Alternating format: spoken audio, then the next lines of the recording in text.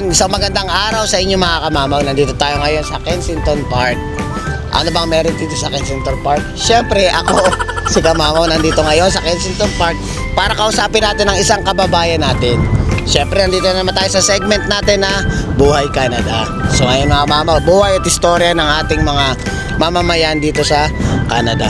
So itong istorya natin is all about na isang tao, isang lalaki na sobrang daming pinagdaanan sa buhay. Nangarap, nagsikap, at nagtagumpay. Pero syempre, kakaiba tong story na ito mga kamamaw. Sabi nga nila, may kasabihan tayo, nasaktan, iniwan, pero na permanent resident mga kamamaw. So ayan, subukan natin at panoorin nyo itong vlog na to. Napaka-interesado mga kamamaw. Huwag kayong bibitaw, panoorin nyo from start to finish mga kamamaw. So simulan na natin, let's go! Ayan mga kamamaw, nandito kami sa Kensington.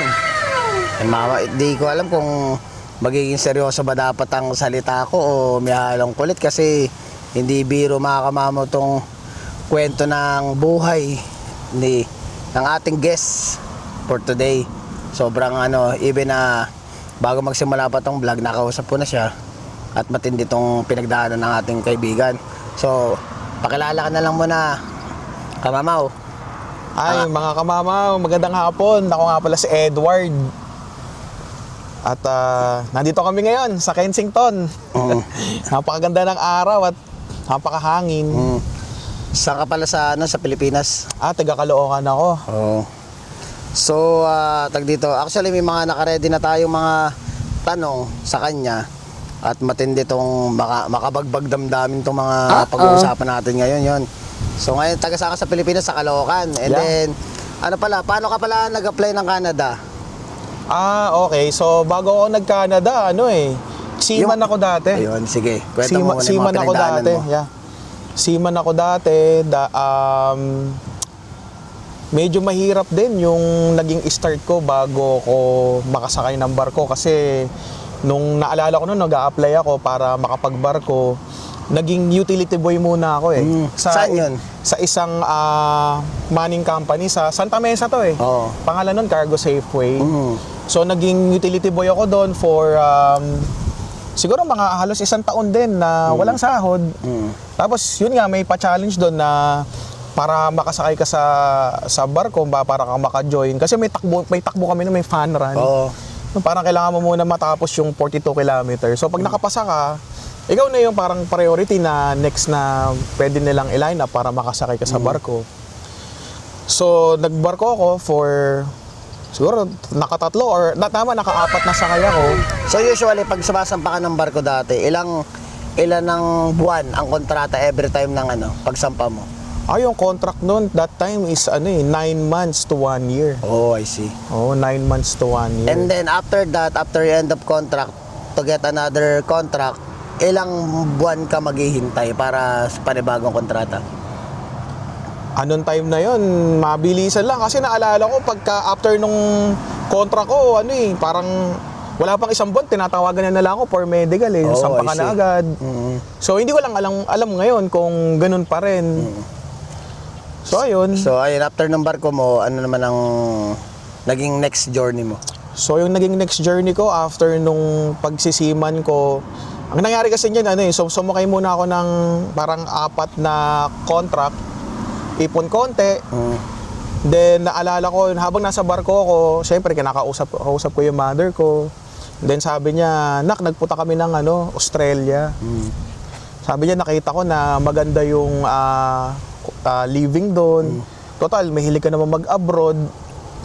Pag sumusubukan. Oh, yeah! So, nung last contract ko, nag-aral ako sa Australia. So, anong kinuha pala sa Australia nung nag-aral ka? Ang inaral ko doon is Commercial Cookery Certificate 3 and 4. Yeah. Diploma in Hospitality Management. So, how long yung pag-aaral? Ilang taon siya? So, ang nangyari sa akin doon, nag-aral ako ng almost 2 years. Then, nung natapos ko siya, merong postgraduate. Then, nung habang nasa postgraduate ako, kasi nasa city ako nasa Sydney, Australia ako So nung time na yon, nung patapos na yung yung work permit ko, ito na yung time na ito na yung chances na pwede ako mag-apply ng permanent resident. Pero niregret ko yung opportunity na may nag-o-offer sa akin na kailangan ko lumipat from other province. Oo. Sa Australia yun, Sa di ba? Australia. Pero nasa Sydney ako, pero kailangan ko lumipat Darwin. Oo. So ngayon, syempre that time parang mag-isa lang ako, hindi ko pa alam, naririnig-rinig ko lang, wala akong assurance eh. Na baka pagpunta ko doon, mag-fail, baka pagpunta ko doon, walang mangyari. Pagpunta ko doon, hindi sigurado, baka mamaya yung papasukan ko, bitawan din ako. Oh, I see. Yung mga ganun ba, yung mga ganung takot. So napangunahan ako ng takot. So ang nangyari, hindi ko na siya ginarab. Tinapos ko na lang yung work permit ko. Natapos siya, umuwi na lang ako. Oh. Then pag uwi ko, sumakay na lang ulit ako sa pagbabarko. Oh, I see. Then pagsakay ko ng barko ulit ng isa pang kontrata, at ina-realize ko na parang, sabi ko, umiidad-edad na rin ako. Oh. Then naisip namin na magpunta dito sa Canada. Oh. So ano pala, ba't mo saan mo narinig yung pag-apply ng Canada at bakit Canada ang napili mo? So yun nga, habang nasa barko ako, may mga nakikita akong ads about Canada. Then, habang nasa barko pa lang ako noon, meron akong kinausap na agent na taga IVC, nandyan pa kayo, no? So, ang agent na yon parang ang target talaga nila, US, Canada, Europe. Then, nag-inquire ako. Tinanong ko siya kung paano ba yung pag-process. Then, inassess ako, nakita nila na then in-offer nila sa akin na baka gusto mo mag-Canada, check mo yung Canada, baka ito yung time mo. Oo. So, Anong year pala yun, nung time na yun? 2018 yun eh. Oo, 2018. 2018 eh. So, right after may contract doon sa barko, pagbaba ko, pinuntahan ko agad yun. Actually, buena mano nga ako eh, nung agency na yun eh. Kasi bagong lipat sila doon, tapos may promo. Oo. Kaya, so ano yung promo na tinatawag nila ngayon? So yung promo na tinatawag nila na yun is pagka binayaran mo ng buo yung processing, yung parang talent fee nila, parang that time imbis na 100K, naging 55,000 na lang. Oo, so parang Naka-minus ako ng 50K. Parang 45%, 45%. Oo, yeah, naka-minus ako. Kaya ginrab ko siya. Oo. Then, yun na, dire-diretso na, nag-apply ako dito as a international student. Pero lakas ng loob mo kasi kung first time nila na nagbukas, ganun ka tindi ang pananalig mo na mapapaalis ka nila, di ba? Kasi syempre, may mga kilala naman talaga na di ba? Na may mga agencies sa Pilipinas. What I mean to say, mga kilala na rin sila. kilala na rin sila. Then, akala kakabukas lang. Ang nangyari kasi noon, parang galing sila sa different office. Then, lumipat sila sa bagong office na yun. Oh, I see. Akala ko naman bagong bukas ng kumpanya. Hindi sila bago. Pero matagal na sila eh. Matagal na sila nag-ooperate. Makes sense now. Yeah. Then, ginarab ko yung na yun, yung parang package deal na yun, na yun nga, sabi ko, makaka-benus ako. Imbis na bayaran ko ng paunti. That time, kakauwi ko lang galing barko, meron akong budget. So, binayaran ko siya. Yun ang then in-offer nila sa akin yung school sa Ontario. Doon ako nag-enroll. Kasi walang IELTS. Kumbaga, ang daming menos. Madami akong masisave. So, ikaw lang bang dito? Ikaw lang bang nagpunta ng Canada? Hindi. Oo. So, sige, kwento mo yung natin. Actually, so yun na nga, nung after ko nung magbarko, kasi ito, girlfriend ko na to for a long time. Oh, I see. Parang, sabihin natin college sweetheart. Oh, I see. Ganon. Oo. May mga pa, di ba? Oo, yeah. Kumbaga may mga love team pa pala sila nung mga panahon na yun. Matindi pala yun eh. So, nasa long distance relationship ako for long time. Siyempre, nagbabarko, uuwi, doon ko lang siya makakasama. Then, nakita ko rin yung pagpunta ng Canada is magiging venue para magkasama na kami. Yung hindi Saka good opportunity. Good opportunity. Tsaka nakita ko kasi maganda siya pagka magpapamilya ka. meron kayong magiging anak, yung anak nyo, parang, sige sabihin, hindi naman natin na ano, no? Maganda kasi talaga, di ba, ang buhay dito pag lalo sa mga bata. Lalo sa mga bata, yung security nila, lalo sa school, di ba? Maganda yung, kumbaga, yung plano talaga ng pag pumunta ka dito sa Canada, hindi naman lahat ng nagpupunta talaga dito sa Canada is parang trabaho lang talaga, di ba? Or something na parang pang-sarili. Pang-sarili. Hindi. Usual talaga, ang binibuild up talaga lalo sa mga tao dito, ng mga nag-a-apply dito, yung lalo ng mga pamilyada, unang iniisip nila yung kinabukasan ng mga bata. Yun. True say, bro, 100% yung agree ako diyan sa sinabi mo. So, ayan, tuloy mo yung storya. So ayun, no. Sabay kayo nag-apply. Oo, una ako lang kasi hindi pa ako kumbaga ako lang kasi kausap ng agency. Then sinabi nung agent na, alam niyo sir, mas maganda dalawa na kasi total yung ibabayad niyo na 55,000 sa amin na talent fee namin. Dalawa na kayo diyan. Makaka-minus kayo. So ang ginawa ko, mabilisan, fast track, nagpakasal ako. So pinakasalan ko siya. So maganda yung plano, magsama dito, pinakasalan ko. At yun na nga. Nakarating kami dito sa Canada. So under yung papel para at least may malinaw sa mga manonood kasi syempre may mga iba't ibang klase ng application ng Canada. Under what kind of Kasi that time hindi pa mahigpit Ngayon kasi 'di ba mahigpit na, dami ng rules changes, 'di ba? Noong time kasi na yun, nag-aaral ako ng culinary arts for 2 years. Then meron akong postgraduate na 3 years after studying 2-year program. Pero under yun? Yung what I mean to say, under ng yung pagpaprocess ng papel nyo, kasama yung pinakasalan mo. Anong under ng rules ng government ng Canada? So nung time na yon, yung pag yung spouse mo is student, yung spouse mo naman is open work permit. Kung ano yung visa nung nag-sponsor sa'yo, yun din yung time frame ng Pero nung dumating ka dito, may employer ka? Nung dumating ako dito, wala akong employer. Wow, so ibang istorya. Yun ang gusto kong i-elaborate mo para ma-explain mo. So dumating sila dito, pareha silang walang employer. Pero open work permit ka? Hindi, yung wife ko, open work permit. Siya ang open work permit? Ako yung nag-aral. I see.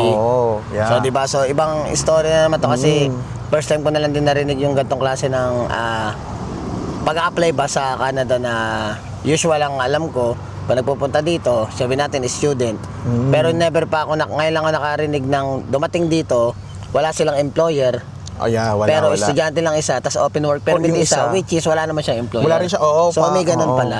So ayun, mga kamamaw. So ayun pala, nung dumating kayo dito, saan pala kayo nagsimula? Saan lugar dito sa Canada? Sa province. Kami? Sa London, Ontario. Kasi doon ako nag-aral. Then doon din ako nakahanap ng work. Then sa kitchen ako noon. So nag-aaral ka, nagwo-work ka din? Yeah, pero 20 hours lang allowed. I see. Tapos naabutan pa nga kami ng pandemic. Kasi dumating kami dito 2019, 2020 kasagsagan ng pandemic. Nagsara yung restaurant, yung tinatrabaho namin. Siyempre as international student, ang hirap. So si Mrs. is nagtrabaho din siya. Saan siya nag-work? Nag-work siya sa warehouse. Yeah. Alam ko doon siya nag-work warehouse. Yung mga jockey. Ganyan. So, yun na. So ito na mga kamama, medyo ikakat ko muna si Edward dito. Dito na tayo pupunta sa medyo mga mga makabagbag damdamin na pangyayari ng buhay ng isang tao na nagmahal, nasaktan. Yun. Pero na permanent resident. Pero syempre, bakit ba dumating yung mga point na ganito natin na i-share sa inyo? So ngayon tatanong ko lang, kasi totally naman approve naman kay Edward tong usapan natin na to. So ayun na mga kamama, bakit nga naman ba nasaktan? Bakit ba iniwan? So ngayon, ano ba ang nangyari? Ba't kayo naghiwalay? Kasi, so ang nangyari niyan is, ayun na nga, masakit syempre kasi yung pinagdaanan ko din, yung pagbabarko ko, yung sakripisyo ko. Kumbaga, yung nilaang kong panahon para makabuild ng magandang background sa resume is hindi naging madali para sa akin. Tapos, syempre, yung effort mo na dala mo dito yung mahal mo. Kasi nga... Paras kayo nangarap eh. Oo, parang kumbaga... Parang ito na yung last step ng ano niya ng mga pinagdaan niya, di ba? Oo, yeah, parang kasi... Dito na kayo hihinto, ito na yun eh. Kasi syempre, yung pagbabarko kasi, mawawala ka ng 9 months or 1 year. Tapos, saglit lang yung bakasyon mo sa lupa, konti lang yung time nyo na magkasama. Parang kumbaga yung narealize ko na kung magbabarko ako, tapos mag-aasawa ako, parang more on my life is nasa barko ka. Tsaka hindi siya masasabing kumbaga ba sa relationship, hindi magandang yun, na magkalayo kayo kahit even sa akin, parang naging ko rin yun na, nag-asawa ka pa kung magkalayo lang pang kayo, ganon, diba? Diba? So wala rin yung tinatawag na parang in a relationship kung tawagin ba yung long distance na yun, napakahirap. Kaya hindi rin biro makakamamaw na talagang nakahiwalay ka lalo pag nakarelasyon. Maganda pa nakabarko ka tapos single ka. Diba? Single ka, yung ganon, pwede. Sige, tuloy natin. Ako, so yun na, kagaya nga ng sinabi ko sa'yo before, no, yung parang nakita ko yung Canada as a venue nga na parang magsama na kami dito. So syempre, nagplano sa Pilipinas, sinama mo sa pangarap mo, nag-agree kayo both na Canada tayo para hindi na tayo naghihiwalay, magkasama na tayo dito. Then, yun nga, never in my wildest dream na dito pala mawawasak ang lahat. Patay tayo, di ba? Isipin mo, no? Nangarap ka, tapos pagdating mo dito, iba talaga makakamamaw, talagang masasabi ko na lang, kung talagang papasok ko sa isang responsibilidad o isang relasyon, even na hindi lang sa relasyon, sa ng buhay natin, once na pinasukan mo, panindigan mo. Yun. Yun lang napakasakit naman yan. Sige, tuloy mo naman ang story mo. Wala tayong dalang tissue dito So ayun, ano na nangyari after ng mga ganyang ayun, so syempre, yun na nga, nagkahiwalay na kami. And yung mga plano hindi na nangyari. Syempre, ako naman, mag-isa na lang, na down. So ayun pala, nung iniwan ka, paano mo na nakayanan yung mga bagay-bagay na yun? Paano mo nalagpasan? Nako bro, mahirap. Mahirap eh. Ako nga, siguro, masasabi ko na yung mga panahon na yun, talagang parang hindi ako handa sa ganun eh. Na kasi nga, parang hindi ko rin naiisip before na yung mga ganung pangyayari is mangyayari sa akin. So talagang nasaktan talaga ako. Aminado ako doon na talagang masakit. Siyempre, may mga tao na makikita ka na masaya. May mga tao na makikita ka na mukha ka namang okay. Na they are intimidated to ask, are you okay? Ganun. Pero siyempre, tuloy pa rin ang laban. So ano yung mga naging libangan mo or mga bagay na ginawa mo para in spite ng sakit na nararamdaman mo ng mga time na yun? Ano yung mga ginawa mo para makalimutan mo ng panandalian? Kasi hindi naman biglaan yun. Hindi naman biglaan. Actually, proseso siya eh. Hindi rin agad-agad. So naging mo? Ang ginawa ko nun bro, gym. Tapos, sama sa mga kaibigan. Bar dito, bar dyan. Ganon.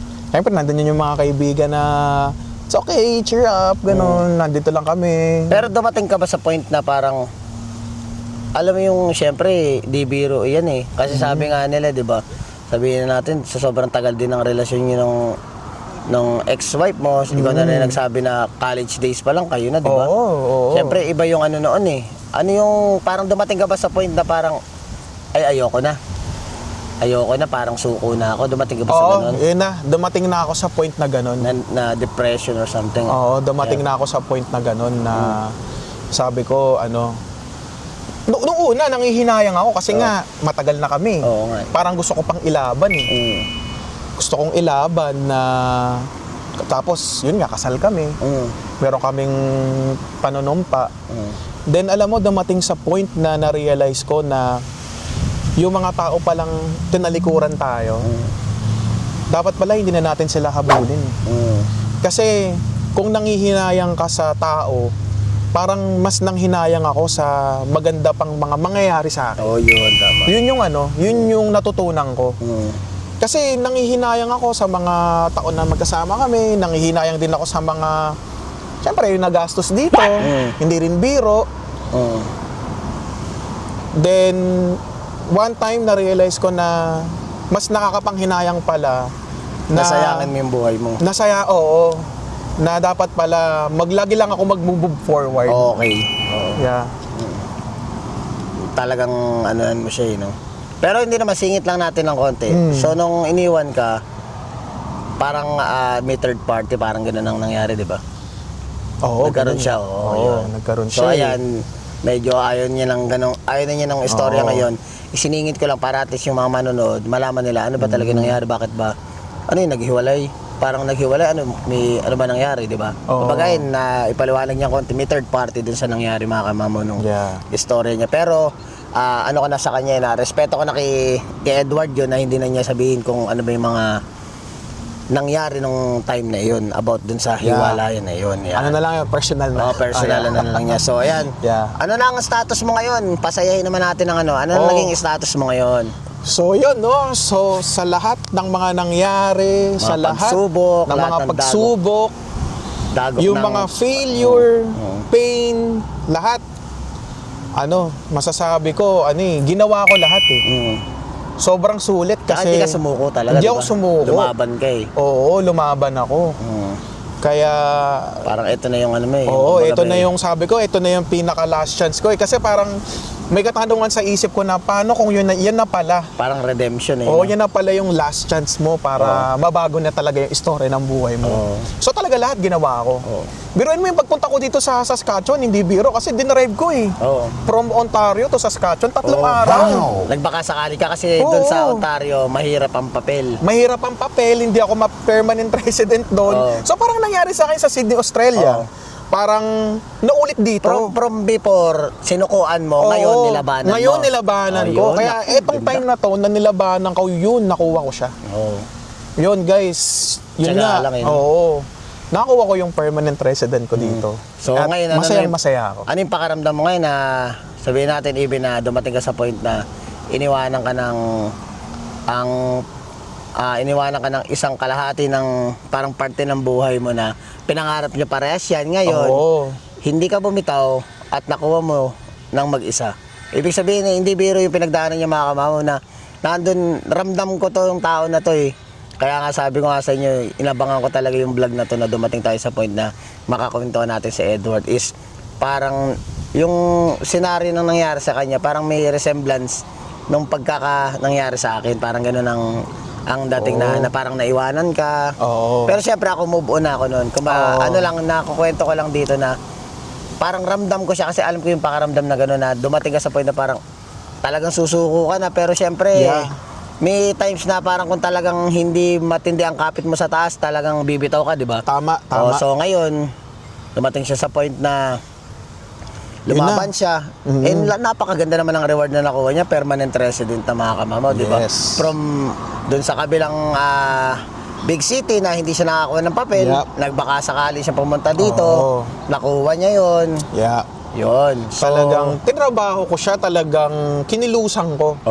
Kasi sabi ko nga, hindi ka aantay ng tagumpay. Ikaw mismo ang kikilos para makuha yun. Tama. Ganun siya eh. Kaya sabi ko nga, nung dumating yung point na nabigyan ako ng opportunity dito, sabi ko parang replay to na nangyari sa akin sa Sydney, Australia. Parang yun yan, parang nag-ano siya, bumalik siya na. Parang ba take to ba to? Parang take to ba to? Sabi ko, ito na yung mali kong choices noon, ito na yung time para itama ako siya. Parang ito na yung sign na parang sabi mo, parang this time hindi, lalaban ako. Kasi ano na eh, parang kumbaga parang feeling ko wala nang pangat na Wala diba? wala na eh. Oo, di ba? Oo, sabi ko kaya nga nung time na yon na-offer na sa akin to na dito na yung opportunity mo. Wala na akong hindi na ako nagdalawang isip. Sabi ko, eto na yon. Eto na yung matagal ko nang dinadasal na sinagot na ulit ng Diyos. Yun. Sabi ko kaya ginarab ko siya. Then, alam mo nung nakuha ko yung permanent resident ko, naluha ako, naiyak ako eh. Kasi nga, tears of joy. Yun ang tinatawag na tears of halo-halo joy. yung emosyon nun eh. Oo. Parang di mo masabing, ito na lang sa akin, bibiroin ko na lang tong tao na to. Parang di ko parang nakikita ko yung utak na ito na babasa ko, sabi ko, sige ka, iniwan mo ko, eto ko ngayon, buyo ka. Yun, di ba? Yeah. Tinagdag ko na lang kasi gusto ko pasayahin yung taong to kasi iba ang pinagdaanan, mahirap makakama mo, lalo mag-isa lang siya dito. Iba yung depression, stress. Lahat. Yung depression dito matindi. Nandito. Tsaka solo mo pa. Ako wala kasi akong family Solo dito. mo pa. Kaya iba yung bugsok ng, alam mo, parang gusto mong sumuntok sa hangin na, oy, nagtagumpay ako. Ganun ang pakiramdam eh. Talagang nayak talaga ako, Sabi ko hindi ko rin ma-imagine na gano'n na pala. Sabi ko ito pala yung pakiramdam na alam mo yun, yung parang paakyat ka ng bundok, parang marami kayong umakit ang bundok. Tapos yung iba sinasabi na hindi na namin kaya diyan. Dito na kami. Tapos ikaw nandoon ka na sa taas. Pinipilit mo pa rin umakit eh, no? So yun yung pakiramdam, kaya nga hindi ko mapigilan na maiyak. Nung makakuha ko yung permanent resident ko, yung na-approve na yung PR application ko. So, yan. So, ang susunod niyan, citizenship na. Oo, actually, yun nga ang sabi ng agent ko, no? Sabi niya, December 2026, pwede na ako mag-apply ng citizenship. Kasi kumbaga nakabilang na yung time na dumating na. Kasi 3 years ang nun, di ba? 3 years. Kasi that time, 7 years na ako sa Canada. Di ba? So, pwede na ako mag-apply ng citizenship. Yun ang maganda ron. So, ayan. So, abangan natin yung susunod na panibagong yugto ng buhay ni Edward Bacani. So, ngayon, sabi nga nila is nagmahal, nasaktan, pero na permanent resident, mga kamamo, di ba? So, sarap pakinggan. Tuloy-tuloy lang. Sa ating kababayan ay lumaban sa buhay. So, sabi nga nila, mga kamamo, magkakaiba man tayo ng di ba? Ng sa buhay, ng istorya natin is pa rin tayo, kumbaga, pare-pares pa rin tayo ng pangarap. Pare-pares tayo ng one goal. Yan. Yung goal natin. Kasi ngayon, bro, ang hirap na ma-PR ngayon dito sa Canada. Mahirap na. Marami ng changes. Di ba? Yung marami ng nag-aaral na lang. Tapos, saka yung mga rules nagbabago. Kaya, pero good thing pa rin, nakarating ka dito sa Saskatchewan kasi nga, most likely ng mga nakakakuha talaga ng pagkakataon magkaroon ng permanent resident is yung lumilipat dito sa Saskatchewan other than big city. Kasi sa big city medyo iba ang nila. Iba yung rules nila dun eh. Sa Quebec yung iba kailangan pa mag-aaral ng ng French. Ng French eh. So may makakalala rin tayo na kaibigan natin from Quebec na umuwi na lang sila ng Pinas dahil nga hindi na nila itinry mag-exam for dun sa sa French sa French, French test. So parang nawala na agad sila ng pag-asa. Pero malay natin sa mga susunod na pagkakataon baka naman swertein sila. So kanya-kanya lang tayo ng ng in time ba. Kung oras mo talaga ngayon, oras mo. Kung hindi talaga is may tamang oras para sa iyo. So maraming salamat Edward sa ating. Thank you. Sana natin yung mga kamamo, ganda ng view. Wala lang tayong cameraman para tagahawak ng camera pero grabe. Alam mo yung init, nakita mo naman ang ko. Ganda ng araw, tas mahangin. Alam mo hindi ko ramdam yung init sa lamig sa ng hangin. Ang ramdam ko yung tutumba yung DJ. So maraming salamat sa iyong oras. Ayan, sana nag-enjoy kayo. Thank you. Good job. Ayan mga kamamaw, panibagong araw at panibagong buhay Canada na naman tayo. So ayan, natunghayan nyo yung buhay Canada ng ating kaibigan. So paiba-iba tayo, magkakaiba tayo ng pagsubok na dumarating sa atin. Basta ang lahat at tatandaan nyo, wag na wag kayong bibitaw. Kapit lang kayo at magdadasal kayo palagi sa taas. Sabihan nga nila mga kamamaw, magkakaiba man ang istorya ng ating buhay, pero pare-parehas tayo nangangarap sa buhay. So please don't forget to like, share, subscribe, and hit the notification bell for more updates of my video. See you mga kamamaw.